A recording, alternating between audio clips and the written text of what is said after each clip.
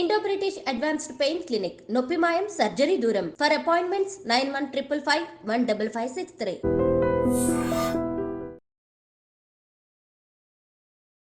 అందరికీ నమస్కారం. నేను Swaroopa Potlapalli. Welcome to I dream. కోవిడ్-19 తర్వాత జనం థియేటర్లకు వెళ్లి సినిమాలు చూడడానికి ఇష్టపడట్లేదు, ఇంట్లో కూర్చొని ఓటీటీల్లోనే మూవీస్ చూడడానికి ఆసక్తి చూపిస్తున్నారనే అభిప్రాయాన్ని అమరన్, లక్కీ భాస్కర్, కా సినిమాలు మార్చేశాయి.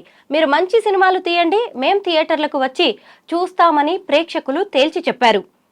దీపావళి కానుకగా రిలీజ్ అయిన ఈ 3 సినిమాలు బంపర్ హిట్స్ కొట్టాయి.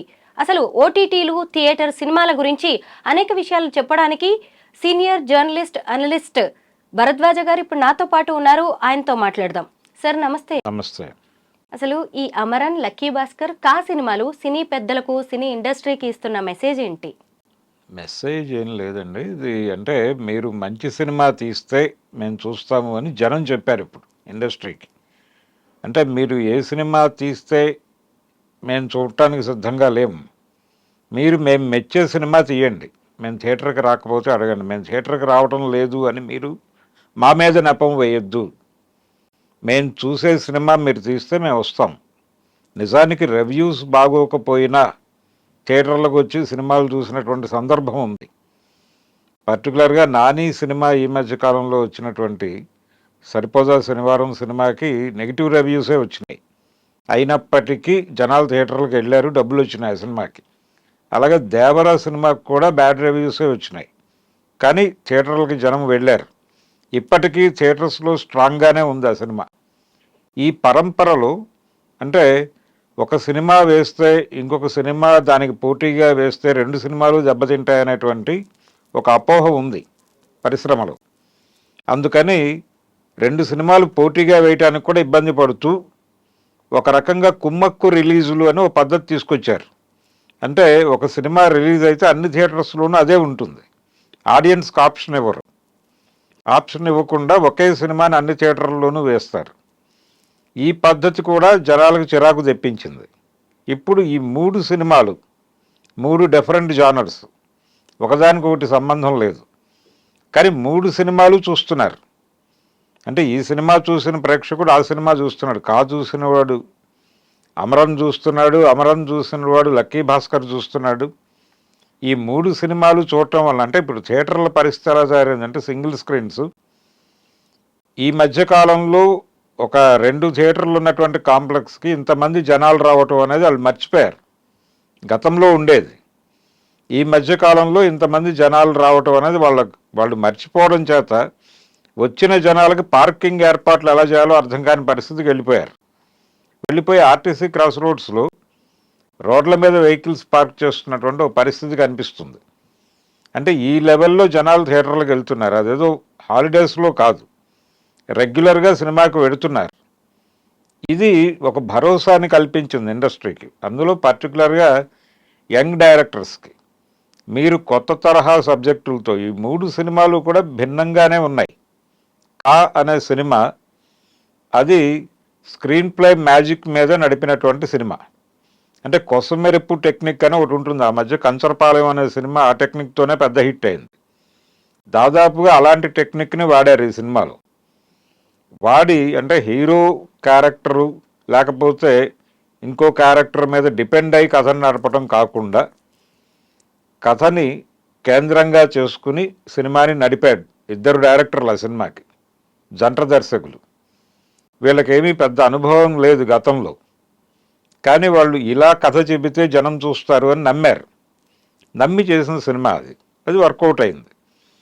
ఇక లక్కీ భాస్కర్ సినిమాకి వస్తే అది మన దేశంలోకి నూతన ఆర్థిక సంస్కరణలు ప్రవేశించిన తర్వాత మొదలైనటువంటి ఆర్థిక నేరాల నేపథ్యంలో ముఖ్యంగా వైట్ కాలర్ స్కామ్లు, క్రైమ్స్, వీటిలో బ్యాంక్స్ ఇన్వాల్వ్ అయినటువంటి పద్ధతి, దీని మీద కథను నడిపాడు అతను. ఇది కొంచెం జనాలకి డిఫరెంట్గా అనిపించింది. రెగ్యులర్ సినిమా లాగా లేదు, అది ఏదో కొత్త విషయం తెలుసుకుంటున్నట్టుగా అనిపించింది జనాలకి. అంటే స్టాక్ మార్కెట్లో కుంభకోణాలు ఎలా జరుగుతాయి, ఎలా రేట్లు పెంచుతారు, ఎలా పతనం చేస్తారు, జనాలు ఎలా నష్టపోతారు, దీని మీద నడిపాడు కథని. ఇది ఇంట్రెస్టింగ్గా అనిపించి జనం థియేటర్కి వెళ్తున్నారు ఇప్పటికీ. దీంతో పాటు అంటే 2 పద్ధతుల్లో నడిపాడు. ఒకటేమో తను చెప్పదలుచుకున్నది ఏదో ఉపదేశం చెప్తున్నట్టో సందేశం చెప్తున్నట్టో కాకుండా దీన్ని ఒక ఫ్యామిలీ ఎమోషనల్ డ్రామాలో మిక్స్ చేసి నడిపాడు అతను. అది జనాల్ని అట్రాక్ట్ చేస్తోంది. అమరన్ సినిమాకి వచ్చేసరికి అది అందరికీ తెలిసిన కథే.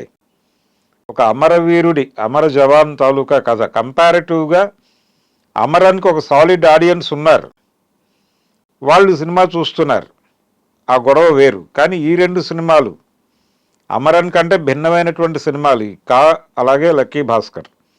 ఈ 2 సినిమాలకే ఆడియన్స్ వెళ్ళటం అనేది ఇక్కడ పర్టికులర్గా చెప్పుకోవాల్సినటువంటి విషయం. నెమ్మదిగా అమరన్కి తగ్గుతున్నారు క్రమంగా. సినిమాకి జనం బాగానే వెడుతున్నారు, ఇప్పటికీ లక్కీ భాస్కర్కి కూడా వెడుతున్నారు. అంటే ఈ 2 సినిమాలు బలంగా నిలబడ్డాయి తెలుగు వరకు. అమరన్ సినిమాకి జాతీయ స్థాయిలో మంచి రిసెప్షన్ లభించింది, బాగా డబ్బులు వస్తున్నాయి ఆ సినిమాకి, అంటే జాతీయ స్థాయిలో. కానీ లోకల్ లెవెల్లో చూస్తే ఈ 2 సినిమాలు ఎక్కువ డబ్బులు చేసుకుంటున్నాయి, లక్కీ భాస్కర్ అలాగే ఆ హీరోకి ఇది చాలా పెద్ద విజయం. కిరణ్ అబ్బవరం ఇప్పటి వరకు అతను చేసినటువంటి సినిమాలన్నింటిలోకి ఇది పెద్ద హిట్. సో తన కెరియర్ నిలబడిపోయింది ఈ సినిమాతో అనుకుంటున్నాడు ఆయన. దుల్కర్ సల్మాన్కి ఆల్రెడీ తను ఇంతకు ముందు చేసిన సినిమాలు కూడా ప్రయోగంతో వెళ్ళిన సినిమాలే, ప్రయోగాత్మక సినిమాలే చేస్తూ వస్తున్నాడు ఆయన. ఈ క్రమంలో అతని మీద ప్రజల్లో ఉన్నటువంటి నమ్మకం చెదరలేదు. అంటే దుల్కర్ సినిమాకి వెడితే డెఫినెట్గా ఏదో కొత్త తరహా కథ ఉంటుంది అని జనం ఏదైతే నమ్మారో ఆ నమ్మకం మేరకు ఉంది సినిమా. అలా ఆయన తన ఆడియన్స్ని తను నిలబెట్టుకోగలిగాడు దుల్కర్ సల్మాన్. అలాగే డైరెక్టర్ కూడా వెంకీ అట్లూరి, తను రొటీన్ సినిమాలు చేసినప్పుడు విజయాలు రాలేదు అతనికి. అంటే తొలి ప్రేమ విజయం సాధించింది, ఆ తర్వాత రంగ్ దే ఇవన్నీ కూడా ఇబ్బంది పెట్టినాయి. అతను ట్రాక్ మార్చి సార్ తీశాడు ధనుష్తో. దానిలో లిబరలైజ్డ్ ఎకానమీ వచ్చిన తర్వాత విద్యా వ్యవస్థ ఎలా పాడైపోయింది అనేది టాపిక్గా తీసుకున్నాడు, అది వర్కౌట్ అయింది. దానికి ఒక రకమైన సీక్వెల్ ఇది. ఇక్కడ కూడా దాదాపు అదే వాతావరణం. లిబరలైజ్డ్ ఎకానమీలోకి దేశం వెళ్ళిన తర్వాత కార్పొరేట్ క్రైమ్స్ ఏ లెవెల్లో జరుగుతున్నాయనే పద్ధతిలో సినిమాని నడిపాడు. ఇది కూడా దాదాపు అదే ధోరణిలో నడుస్తుంది ఈ సినిమా కూడా. కాకపోతే ఇక్కడ హీరో ఆర్థికంగా అంటే కొంత డబ్బులు తీసుకుని విదేశాలకు వెళ్ళిపోవడం, దీని మీద ఓ చర్చ ఉంది బయట. కానీ డైరెక్టర్గా తను ఆ క్యారెక్టర్కి ఒక రకంగా జస్టిఫై చేశాడు తను. అంటే ఈ తరహా క్రైమ్స్ జరిగినప్పుడు, అంటే నేరమే వ్యవస్థగా మారిపోయిన తర్వాత కొద్దిపాటి డబ్బులతో అతను పారిపోవటం అనేది పెద్ద ఇబ్బందికరమైన వ్యవహారం కాదు అనేది జస్టిఫై చేయగలిగాడు సినిమాలో. కాబట్టి ఆడియన్స్ అదేమి పెద్దగా నెగిటివ్ పాయింట్గా తీసుకోవడం లేదు, జనాలు ఎంజాయ్ చేస్తున్నారు సినిమాని. ఇది ఈ 3 సినిమాలు. ఇలా గనక మీరు చేయగలిగితే, ఒక సినిమాని మాత్రమే చూడం మేము, ఎన్ని సినిమాలు బాగుంటే అన్ని సినిమాలకి మా ఆదరణ ఉంటుంది అని ఆడియన్స్ ప్రూవ్ చేశారు.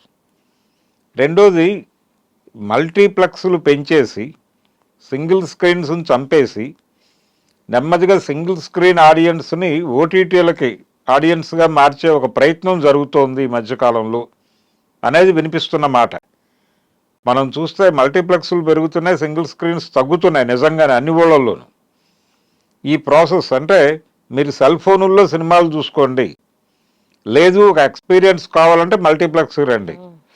మల్టీప్లెక్స్కి వస్తే వాళ్ళకి దాదాపుగా ఒక ఫ్యామిలీకి 5,000 వరకు ఖర్చు అయ్యేటువంటి ప్రమాదం ఉంది. షాపింగ్ కూడా అక్కడే, షాపింగ్ కంటే కూడా అంటే థియేటర్కి వెళ్ళటమే ఒక 5,000 రూపాయల పనిగా మారిపోయింది. పాప్కార్న్లు ఇవన్నీ స్నాక్స్.